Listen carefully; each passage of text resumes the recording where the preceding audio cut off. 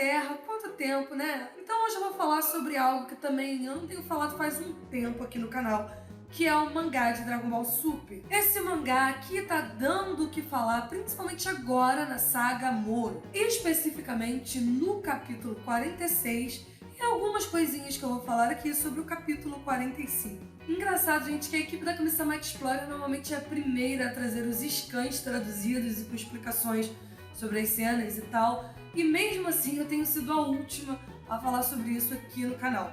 Mas pelo menos eu vejo aí que vários outros canais estão empenhados em falar sobre Dragon Ball, e eu acho bacana que o fato deles usarem os scans traduzidos pela Kami-sama Explorer mostra uma confiança no nosso trabalho. Eu acho isso muito bacana, e me desculpei por estar demorando para falar sobre isso. Eu confesso para vocês que eu dei uma desanimada com o canal desde que eu tentei falar sobre outros animes e não deu muito certo. E aí Dragon Ball não tá saindo muita coisa realmente. O que tá sustentando o canal basicamente é Dragon Ball Heroes.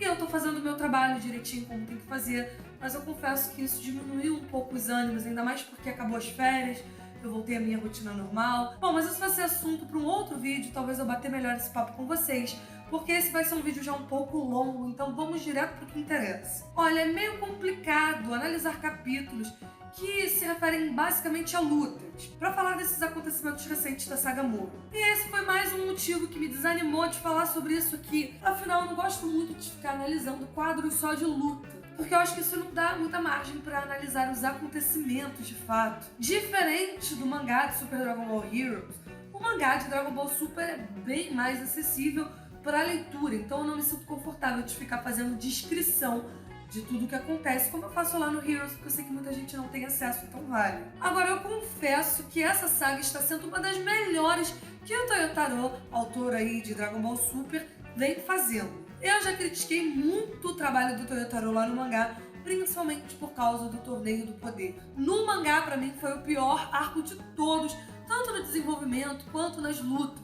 Pelo menos o Toyotaro agora está sabendo o que fazer nesse novo arco. Pelo menos duas coisas que são marcas registradas em Dragon Ball: boas lutas e um vilão que cativa.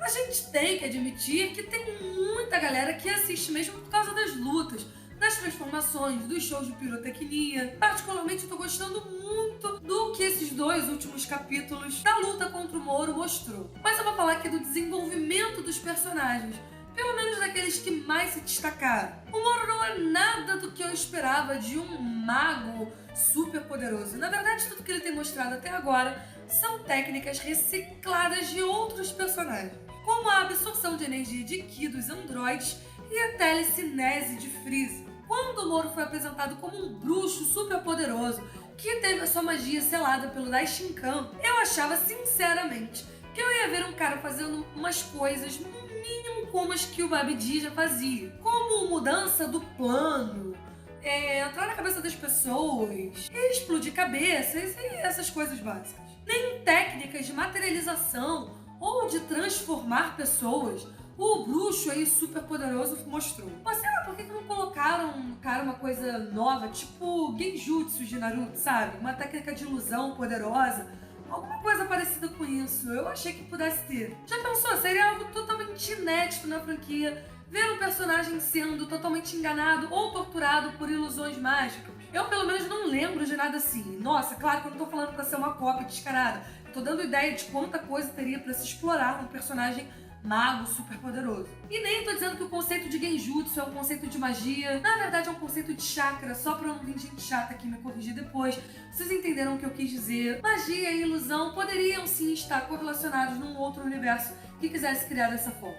Inclusive, até o Majin Buu já fez coisas mais mágicas do que o próprio Moro. Olha, isso não diminui os feitos do Moro. As técnicas do cara continuam sendo interessantes. Até porque, mesmo sendo conceitos reciclados de outros personagens, eles são raros de se ver em Dragon Ball. O Moro não foi mais um que usou uma rajada de Ki aleatória de sempre, ou uma bola gigante de energia. Bom, a bola de energia ele até usou, mas com uma outra finalidade. Ele basicamente manipula a energia vital do planeta e converte isso em alguma forma de ataque. Lembra muito a ideia da Genkidama, né, que também manipula a energia vital das coisas numa bola gigante de energia. Só que o Moro faz isso de uma forma mais elaborada. A minha única crítica em relação a esses ataques no ponto de quando eles foram mostrados, é se eles realmente seriam alguma ameaça para um Super Saiyajin God. Eu sei que esses ataques não fizeram diferença pro Vegeta na forma Blue, mas eu particularmente achei exagerado que uma fração da energia vital de um planeta pudesse gerar algum incômodo para um personagem no nível God. Sobre as técnicas de Moro, a mais maneira, sem dúvida, é que ele absorve a energia das coisas sem nem mesmo tocar nelas. E diga-se de passagem, muito apelona, né? Goku, Vegeta e todos os Namekuseidins tiveram suas energias drenadas durante a luta de Vegeta contra o Moro e nem se deram conta de quem era o responsável por isso. Então isso realmente torna o personagem muito apelão.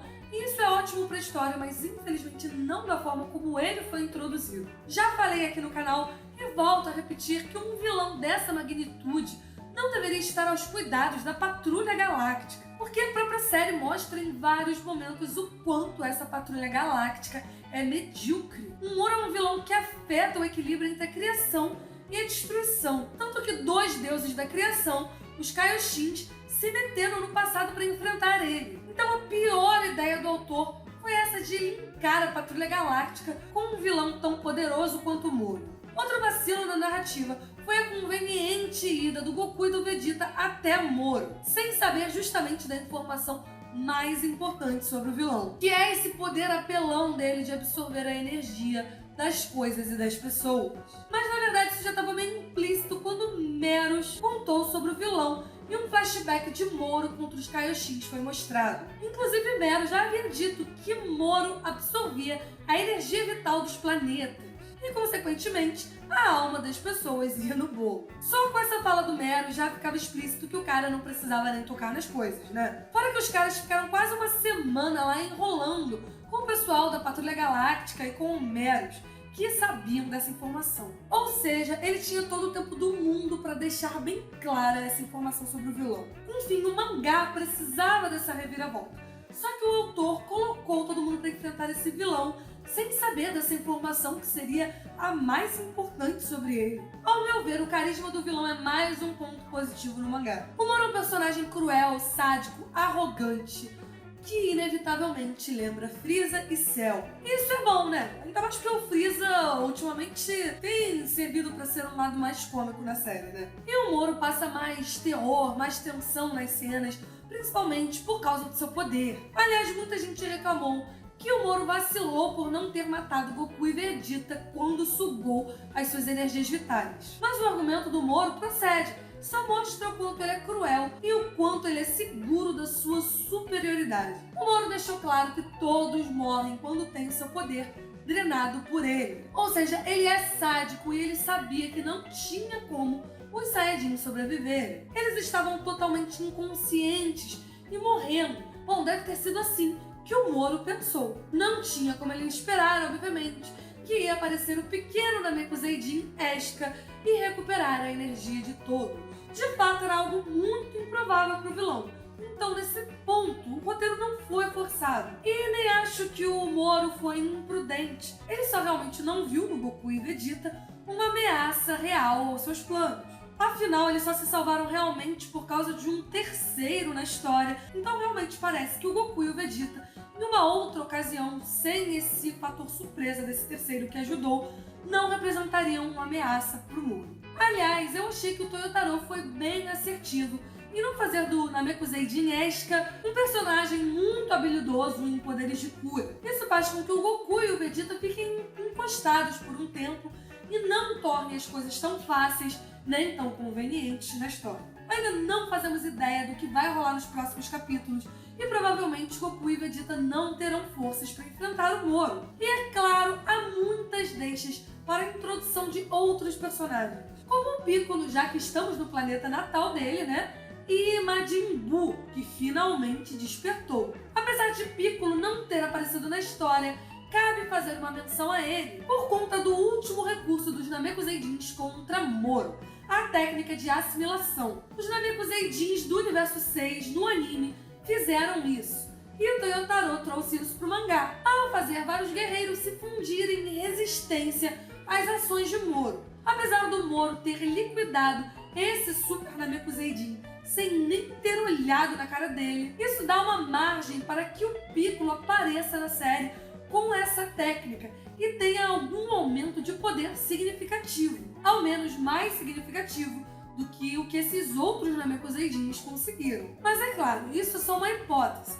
E de qualquer forma, a maneira cruel como o Moro matou esse Super Namekuseidin com certeza foi bem marcante e foi uma das melhores cenas já criadas pelo autor. Agora, uma coisa que ao meu ver ficou meio sem sentido foi a passagem de tempo na história enquanto os Saiyajins estavam inconscientes. Eles dormiram por 3 dias. E por 3 dias que Moro, com todas as suas habilidades, está procurando as esferas do dragão. E até agora só conseguiu 3 dessas esferas. Que o planeta Namekusei é grande, todo mundo sabe, apesar de que esse não é o planeta original. E a gente também não sabe se um dia lá nesse novo planeta tem de fato 24 horas. Eu acho que o autor não ia complicar muito isso. Provavelmente o negócio é bem simples. Então, se ele disse que se passaram 3 dias, provavelmente se passaram 3 dias mesmo, né? E muita gente também achou isso esquisito. Eu acho que é muito tempo para se perder num planeta, considerando principalmente as habilidades que o Mago Moro tem. Freeza na época ainda teve uns contratempos quando estava tentando reunir as esferas do dragão, principalmente porque eles ficaram sem os rastreadores. Ninguém lá sabia fazer a leitura de que era um roubando esfera do outro, enfim, era uma zona. Só que agora o único contratempo são só os próprios Namekuseidins, e que são facilmente detectados pelo Moro. Então, enfim, eu achei isso muito esquisito. E uma coisa que está se tornando insuportável é a subutilização do Beerus na série. Isso daí é um problema do Toyotaro e do mangá, já tá virando um problema da franquia no geral. É complicado falar que o Beerus está sendo subutilizado se ele aparece sempre nas novas histórias. Mas esse é que é o problema, ele aparece basicamente para fazer um papel secundário sempre. E sempre com alguma desculpa muito estranha para que ele não interfira e simplesmente ignore o que está acontecendo no seu universo. Eu sei que muita gente vai discordar disso e vai até me dar rage porque acha que o Beerus não tem que se meter em nada, que ele é simplesmente um deus da destruição. Ou, por exemplo, que o personagem já foi criado como um deus preguiçoso. Mas o problema é justamente forçar para colocar ele em cena para depois ter que criar uma desculpa esfarrapada para simplesmente não usá-lo. E isso acontece desde a saga O Renascimento de Freeza. Até ali tudo bem, ele realmente não tinha que interferir na luta. Mas ele também não precisava estar ali, né? Na saga do Goku Black, ele até que foi participativo, investigando os Zamasu. Inclusive ao dar cabo do deus paranoico. Mas a franquia deu um jeito de evitar que ele fosse pro futuro. Tudo bem, é aceitável, dar uma desculpa. Mas e com um trabrolho, o Beerus servindo de babada brá. Será que isso foi necessário pro personagem? Não era melhor realmente ter esquecido o personagem? E por que eu tô relembrando tudo isso? É porque no mangá, mais uma vez, de alguma forma, o Beerus toma ciência das coisas, mas acabam arrumando uma desculpa para que ele simplesmente ignore. O Whis diz a Beerus que o planeta Namekusei tá meio que desaparecendo.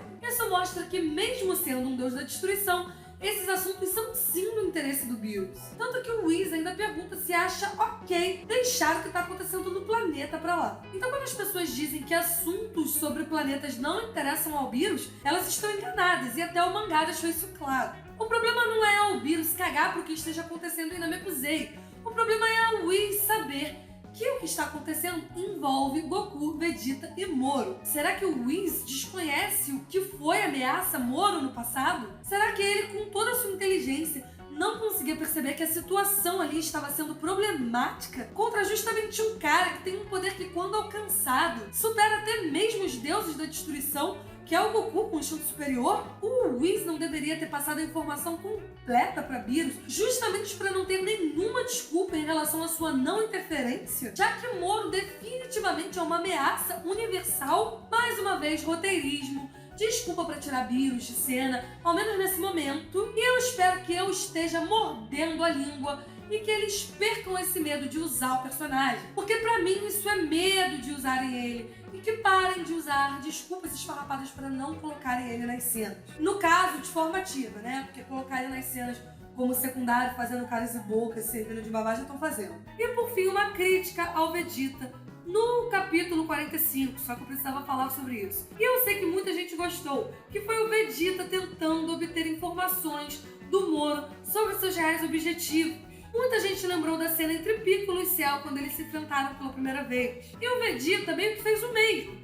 Mas a pergunta é, pra quê? Pra que saber dos objetivos de um vilão que é descaradamente maligno? Tanto que quando Goku e Vegeta chegaram em Namekusei, o Goku já pediu para que sumissem com as esferas do dragão da frente de Moro. Eles já sabiam que Moro não valia nada, né? Quando o Piccolo fez isso com o Cell, de deixar o Cell achar que tinha vantagem e sair falando tudo sobre ele, tinha todo um contexto. Afinal, o Cell, mesmo que fosse morto por Piccolo naquele momento, não poderia responder várias dúvidas.